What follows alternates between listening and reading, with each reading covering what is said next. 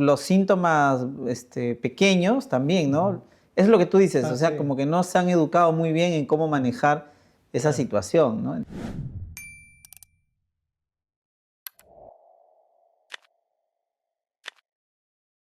Amigos, ¿qué tal? ¿Cómo están? Bienvenidos una vez más a su podcast Salud Por por Dos. Ahí dos. estamos, hermano. ¿Cómo estás? ¿Qué tal, Joseph? Buenas, buenas, buenas. Buenas, buenas.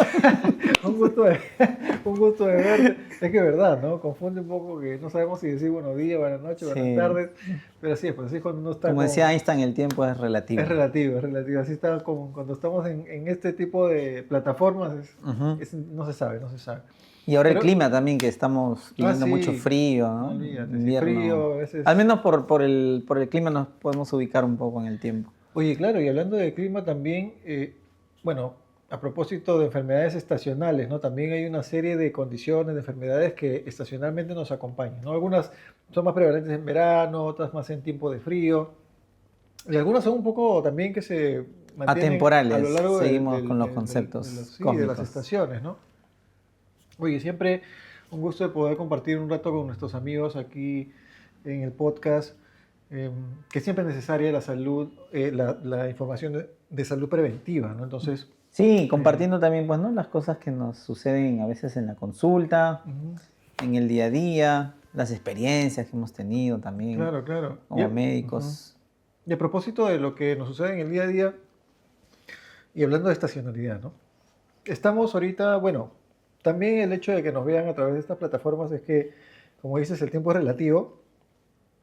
Pero de hecho las estaciones son cíclicas, así que lo que nos pasa ahora en esta temporada de cambios de estación sobre todo, estamos ahorita atravesando el frío, lo que queda del frío invierno, pero sin embargo ya empiezan los cambios de estación. Las enfermedades respiratorias son prevalentes en la estación de invierno porque Así normalmente lo que es. se presenta son infecciones de la vía respiratoria, ¿no?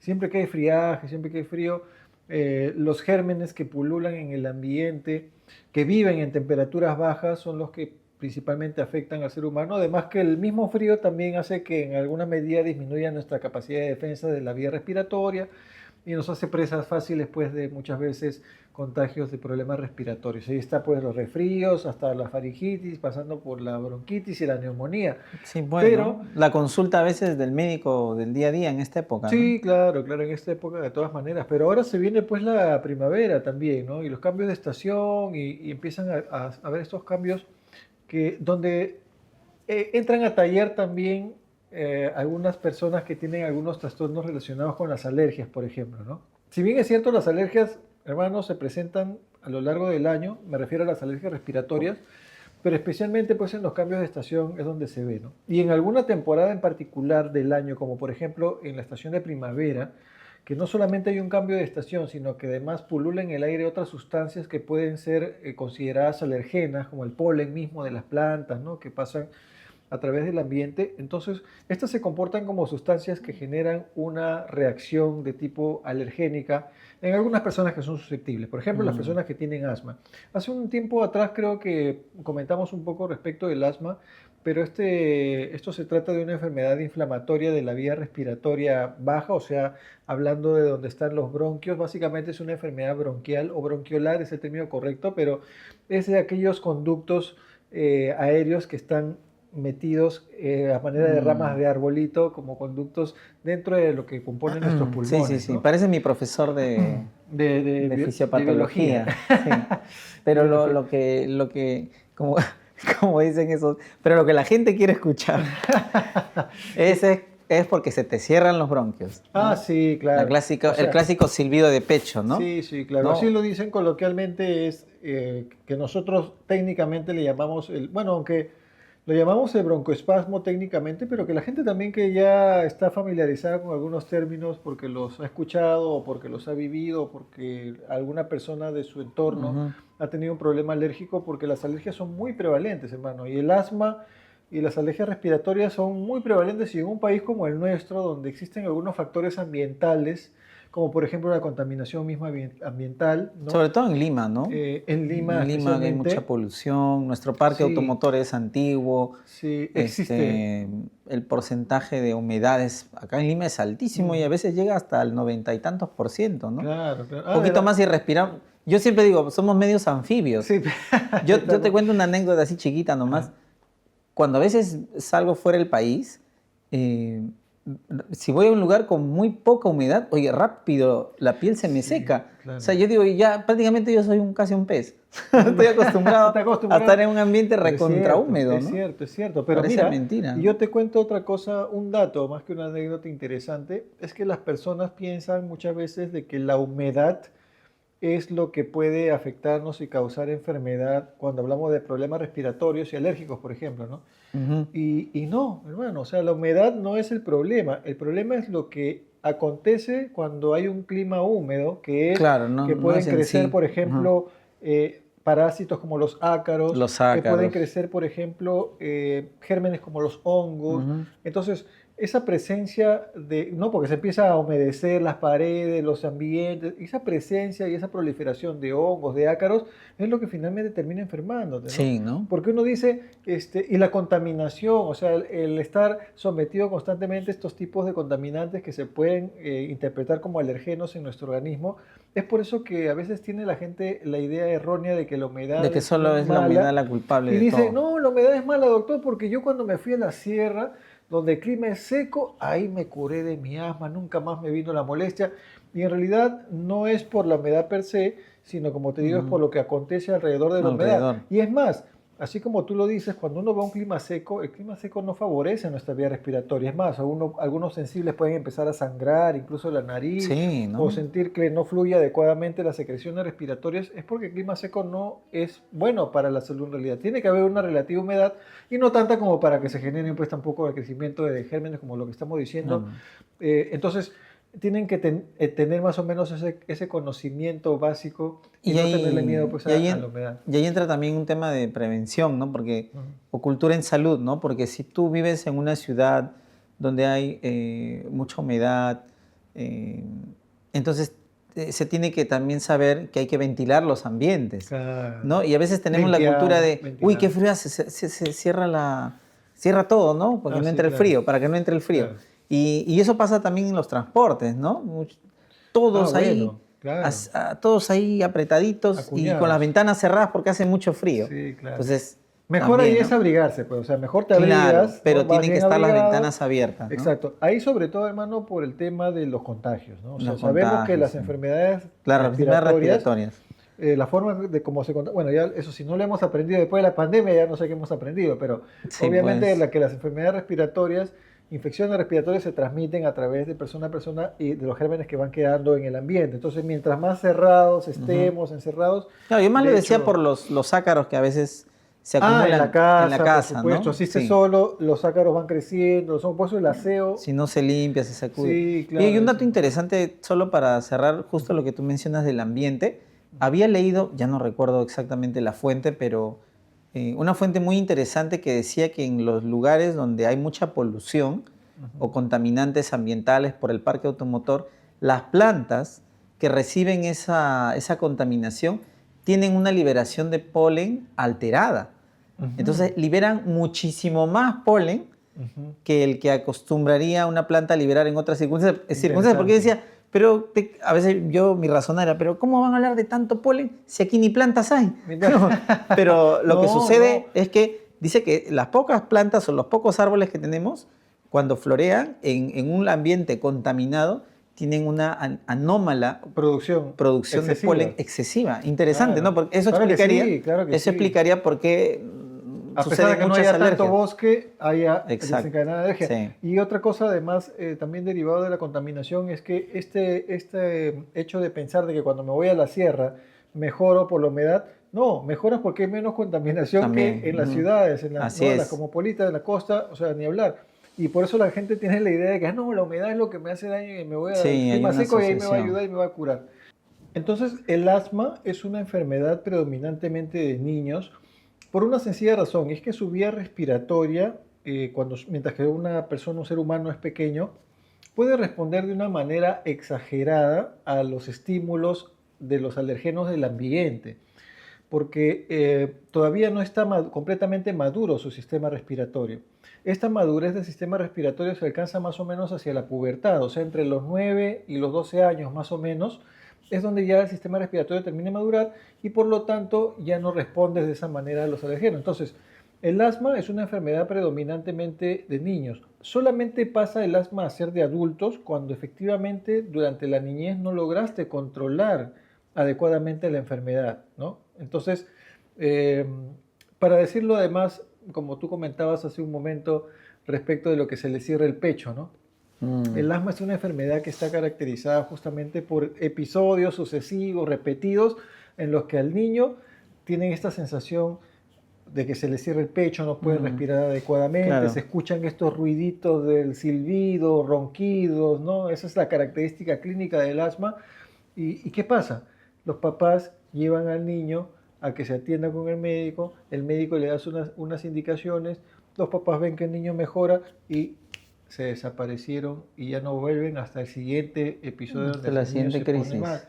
crisis. Y si el médico no ha sido capaz de entablar una relación adecuada con los papás y no le explica que este tema, si se está dando de manera repetida, a medida de que se tiene que controlar el niño, aunque sientan que mejora, ¿no? Porque el niño deja de toser y ya pues, se acabó. Ya.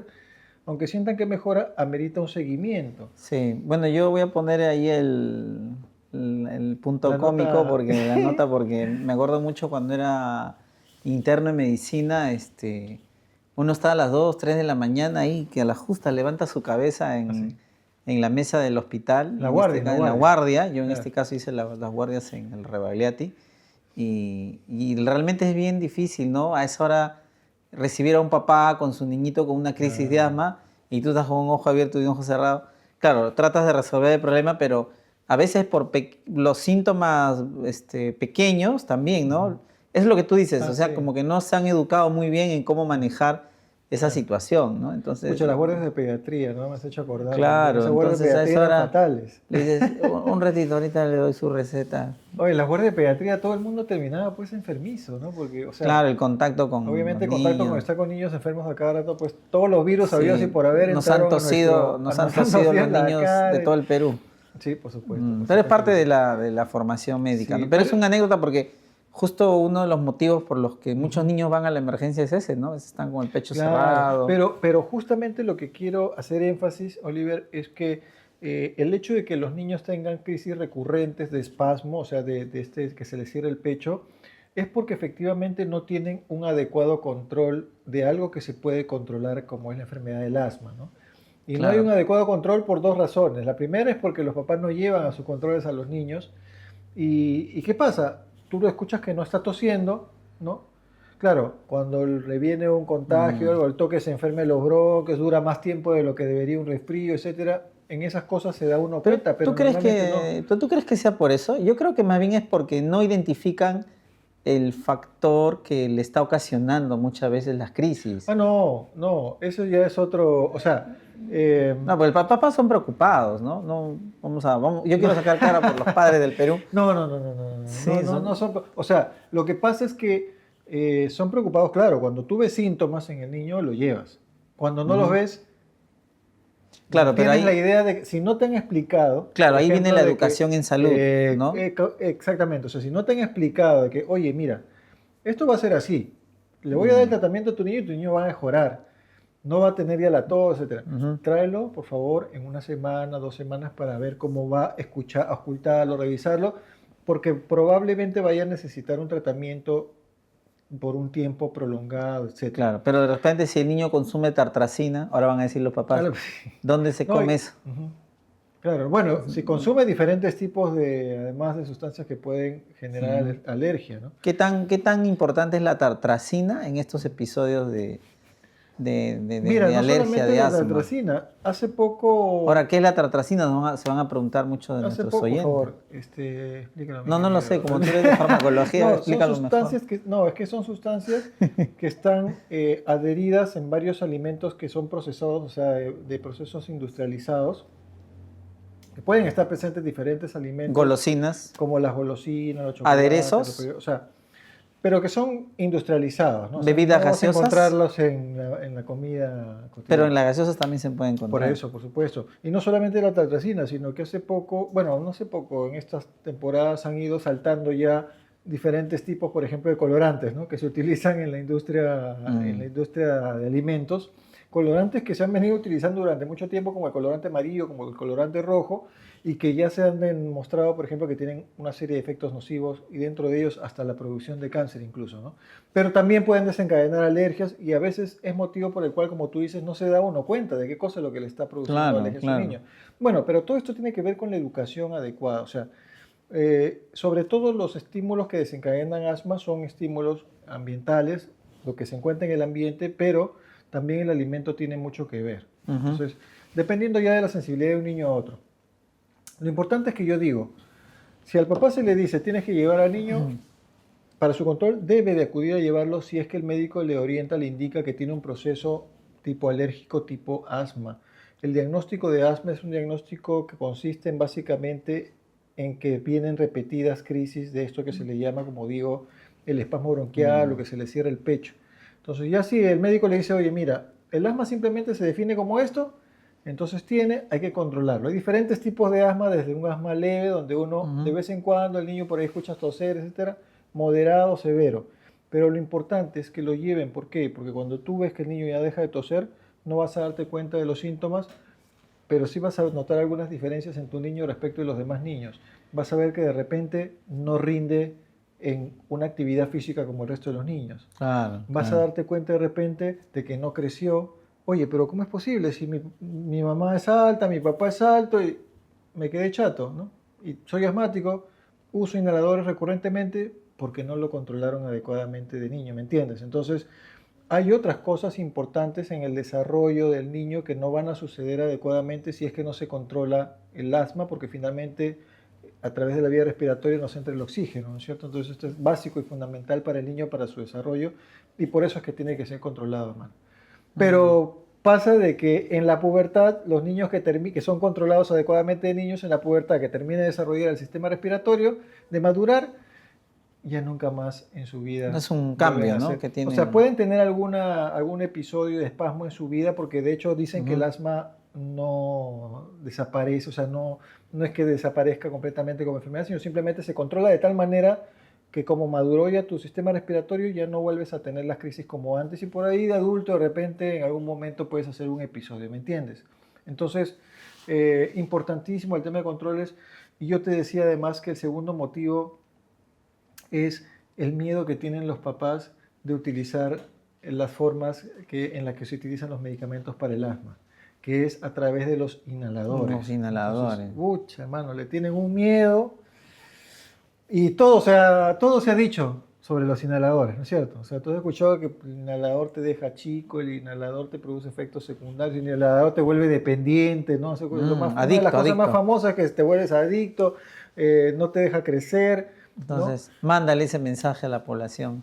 No, No ni hablar. produce No, no hay un tema de dependencia. El dependencia, problema ¿no? es que la gente confunde dependencia porque como no usa los inhaladores como debe usarlo, al final el niño termina utilizándolo más, el médico le tiene que indicar más veces y más seguido el inhalador, Claro, porque claro. como no lo usó en el momento que tenía que usarlo, Ahora tiene que usarlo ahora para tiene que usarlo resolver más. la Entonces la gente crisis. dice, ah, no, se hizo dependiente el inhalador. Claro, te hace dependiente porque no tiene forma de controlarlo más que haciéndote seguida las inhalaciones, ¿me Ujú. entiendes? Entonces Y es un dime, tema de los idiosincrasia. tratamientos también en el asma se han modernizado? O sea, actualmente Mira, hay cosas sí, novedosas. gracias a la llegada en primer lugar de las presentaciones de los inhaladores, hay un antes y hay un después, hermano. O sea, hay un antes y hay un después del uso de inhaladores, porque el inhalador permite que el medicamento esté dirigido hacia la vía respiratoria, no pase hacia la circulación general y no te produzca efectos secundarios.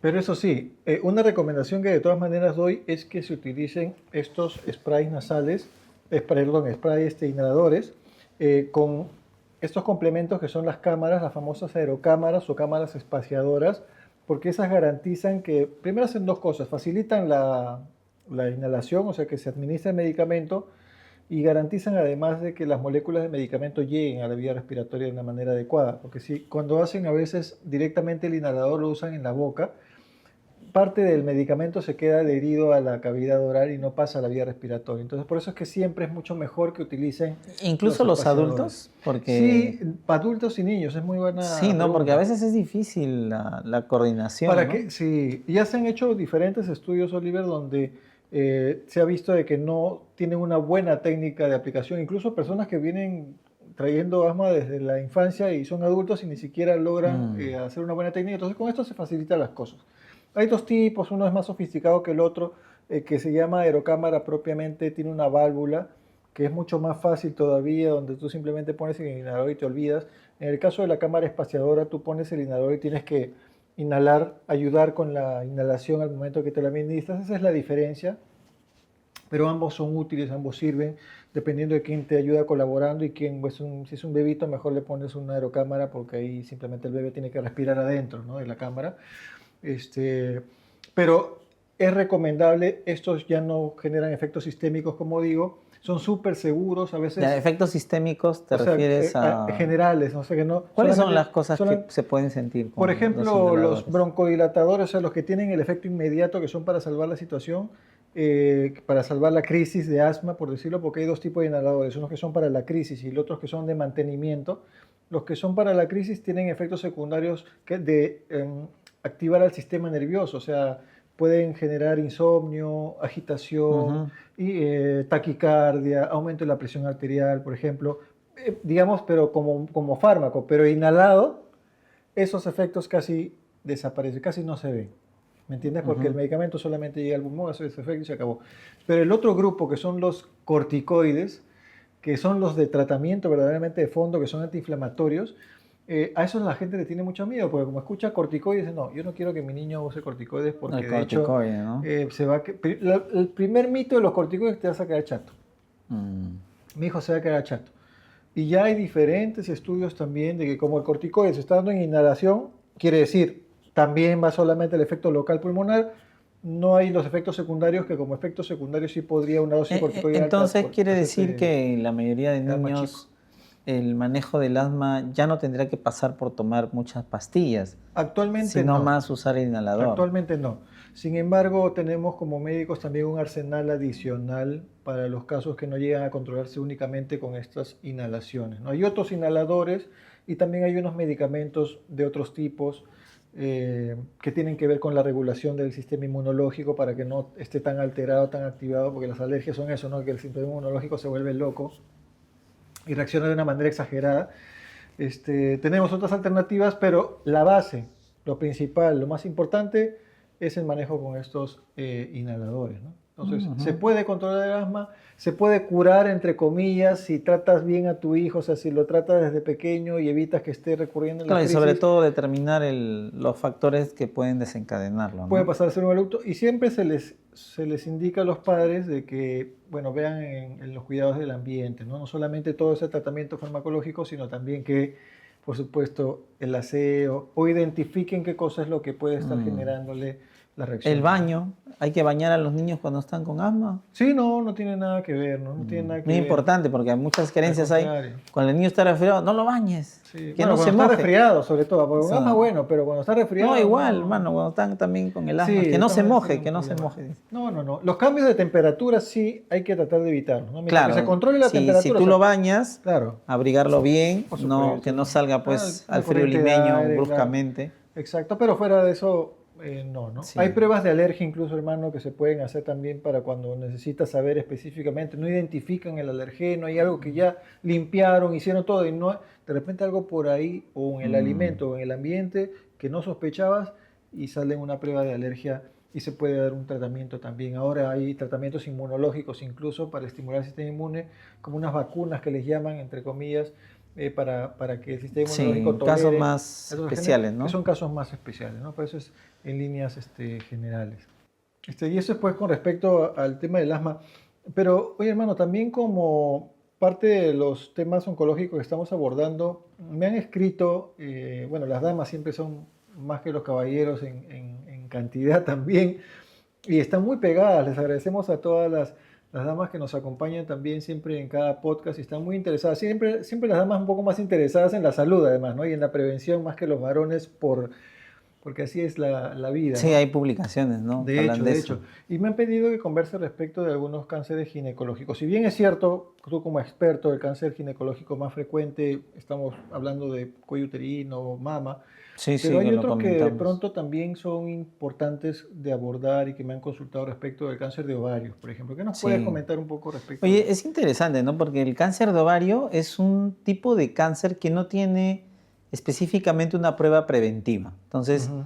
va a depender mucho. Ahí sí, yo siempre digo que depende mucho que la mujer, como paciente, confíe en su médico y depende mucho de que los médicos sean acuciosos, examinen muy Ah, bien a las personas y tengan en cuenta los factores de riesgo. Mira, o sea, ujú. yo lo digo así, por ejemplo, una paciente, una mujer de 60 años que viene a Ok, la eso es lo consulta. primero que te iba a preguntar. O sea, estamos hablando de examinar bien a pacientes de qué rango de edad, Claro, porque... primero el cáncer de ovario no es un cáncer que lo veamos en edades tempranas. Ok. O sea, una mujer de 20, 30 O años, sea, puede hay darse, casos pero raros, pero no es lo común. Pero ok. una mujer de 60 años que viene al consultorio y te dice, doctor, tengo molestias digestivas, me lleno rápido, siento ardor en la boca del estómago, pero también he notado que mi barriga se está hinchando a veces, ¿no? Ujú. Entonces, uno siempre debe descartar, bueno, esto debe ser una Claro. gastritis, lo más común. Pero muchos de los síntomas de un cáncer de ovario incipiente comienzan con molestias digestivas, ¿no? Interesante. La clásica sensación de que le quema la boca el estómago, pero no es solo eso, sino que ya le haces otras preguntas, ¿no? ¿Y cómo está su ritmo intestinal? Sí, a veces ya me estoy estreñiendo más seguido Claro. de lo que acostumbraba, ¿no? Alteración del ritmo intestinal. ¿Y cómo nota su barriga, su abdomen? Sí, noto que ha crecido un poco mi barriga y acompañado de esto, cuando como la comida a veces no me cae muy bien. Mira, Oye, esos mano, pero hasta síntomas, ahí ya me agarraste a mí, porque yo pensaría hasta ahí que es un problema gastrointestinal, ¿no? así O es. sea, Entonces, lo que sucede muchas veces es que estos síntomas del cáncer de ovario son inespecíficos, ujú, pero si los vas juntando uno por uno, y vamos claro, a agregar otro síntoma, vamos a hacer un jueguito así rápido, ¿no? ujú, Oiga, ¿y usted ha tenido, mientras le vas examinando la barriga a la paciente, claro. ¿usted ha tenido algún antecedente? Bueno, sí, mi prima hermana tuvo cáncer de mama. Ok. Ah, ya, muy bien.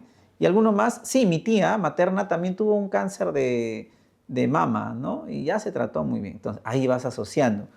Cáncer de mama está muy asociado a cáncer de ovario. De mama. El cáncer de mama y cáncer de ovario son como Ok. primos hermanos, ¿no? Ya. Porque comparten algunas alteraciones Ujú, moleculares. ok. Y te das cuenta que el abdomen está muy, muy Bueno. grande en la parte de la pelvis y Ujú. por ahí hasta comienzas a sentir que debe haber un poquito de líquido.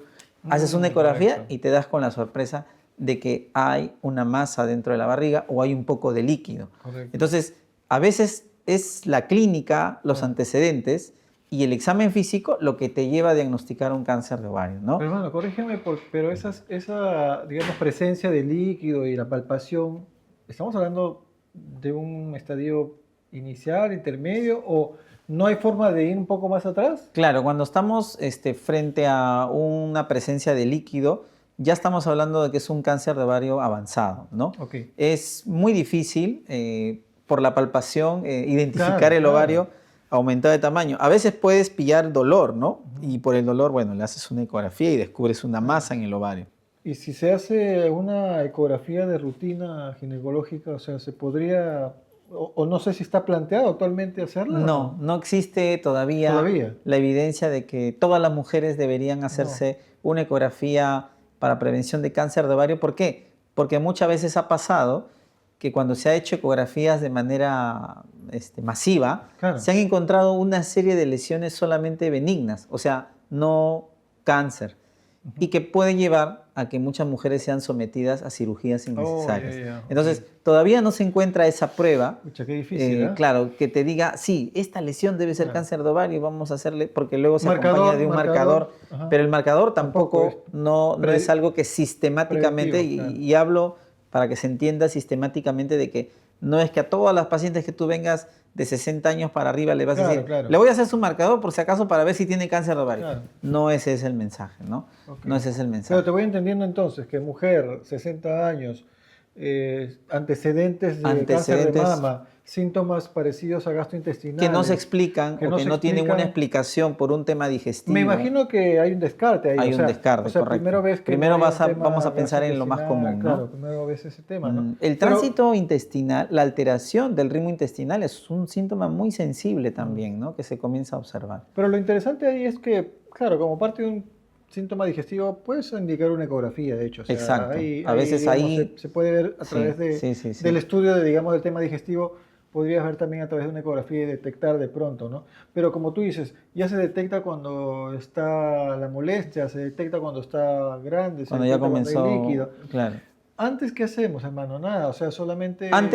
no es nada. Mira, yo creo que es muy importante lo que tú Ujú. dices. Antes, por eso es muy recomendable los chequeos Sí, preventivos. pues, claro. Los chequeos, porque si tú eres una persona Mm, que va a sus chequeos, ujú. entonces vas a poder tener la oportunidad de que el médico explore, examine y descarte algún síntoma sospechoso o extraño, ¿no? Claro, como los chequeos preventivos que te puedes hacer a Exacto. través de Salud Total. ¿Dónde está mi celular? Acá Claro, está. porque Salud Total es una app que te envía alertas preventivas en el momento oportuno para controlar tu bienestar, hacer Acá tus está. chequeos preventivos, ¿no? Incluso a través de la misma aplicación tú puedes solicitar el chequeo, puedes solicitar el servicio. Entonces, y Chequéense, es por una app que favor. está gratuita, hermano, en el Play Ujú. Store, acá en el Perú. Se hizo además Made in Perú Vamos a decir y acá mejor, está en el Perú. vamos a decir, es una que está gratuita, pero el siguiente mes quizás ya no sea gratuita, como Ya no dicen a sé. veces. Así que descarga ahora, descarga ya. Ajá. Muy bien. Por favor, tomen el control de su salud Con descargando su aplicación Salud Salud Total Total App. Ahí App. está para Por los niños supuesto, por también. supuesto. Hablando del asma que hablamos también. Claro, y el chequeo ginecológico preventivo que también está Muy considerado importante. muy importante, a pesar de que es un cáncer medio fastidioso de detectar, pero sin embargo hacernos chequeos preventivos uno al año no hace daño, nos Sí, acerca mucho más a que podamos detectar a tiempo. Y s- aprendo a detectar a tiempo, y se trata, hermano, se puede tratar un cáncer. sí, el tema lo vamos a hablar que Sí, de repente cuando tengamos más tiempo de todo lo que implica el tratamiento, ¿no? ok, Porque sí existe un tratamiento, ok. ¿no? Y muchas pacientes pueden ir muy bien también. Ok, ok. O sea, no es algo, digamos, se diagnostica y ya. No, ha mejorado mucho el tema, ¿no? Ok, Hemos ok. avanzado en el tratamiento del cáncer Qué de bueno, ovario. hermano. Aunque sea salud por eso con Ah, agüita, sí. que siempre nos acompaña, agua fresca. Gracias, Frescua, por estar con nosotros en el programa para poder. Mm. Se seca la garganta, pero además como parte de la práctica preventiva, tomar agua de todas maneras. O Es sea, de fundamental. todas maneras eso está eh, Sí. más que repetido muchas La veces. gaseosa la hemos puesto un poquito más allá para Sí, que no pues se claro, vea. ahí agarramos esto vaso gaseoso. Bueno, no al daño, no hace daño tampoco. Ajá.